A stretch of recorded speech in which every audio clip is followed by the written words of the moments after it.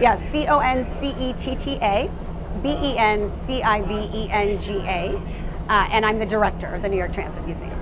Concetta, what does it mean to you celebrating 120 years of the NYC subway? So it's just such an incredible moment to stop and think about how transformative the subway has been for us. We think of it as part of our DNA and our birthright to just get underground and move around as quickly as we can. But in 1904, it was a completely novel idea, and it became instantaneously adopted by New Yorkers as their preferred way of getting around. And that's still true 120 years later. So one of our favorite things to do is to just kind of stop and reflect and think about what's happened in the last 120 years and what might be coming down the pike in the next 120 years.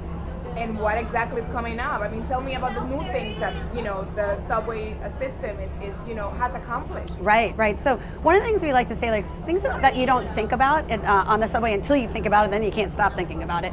And so like the cadence of transportation for the whole region really has been out in, right? If you live in Queens and you come into Manhattan, at the end of the day you reverse the commute, or from Westchester, wherever you are, right? It's out in. Now there are people that live their entire lives between Brooklyn and Queens. They never go to Manhattan, right? And so transit has to change and adapt to that. Another change that I think is good change is since 1904, the subway has been for everybody, which is why it only cost a nickel for 44 years, right? Well past the time that it should have only cost a nickel. But that was part of sort of like the exchange, is that this is going to be for everybody. What's changed in 2024 is the definition of everybody. So a lot of the conversations you have today about things like elevators or adaptive technology, that's just because the definition of everyone has been expanded to include people with low vision, mobility challenges that need sort of elevators and other types of ways to navigate the system. So those are some of the things that we think about that are coming down the pike. They're conversations that are happening today that we stay out of as the museum, but we do like to kind of stop and tell folks that this is actually just the continuation of a conversation that's been happening for 120 years. Finally, Concetta, we can talk about the perspective of, director in the museum of the New York Transit.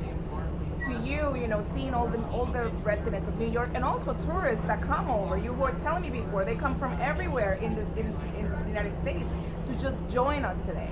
So this is a very unique opportunity. We're one of the few transportation systems and transit museums in the world that has vintage rolling stock. That's what you're standing in now. This car is 105 years old today. That actually still rolls, that we can put in use in the system. It is a very, very unique and rare opportunity. So we have people that just are like, wow, that would be such a cool New York thing to do, but also a very specifically unique thing to do if you're passionate about transportation or urban living or anything like that. And so we get people from all walks of life. They're not just one demographic.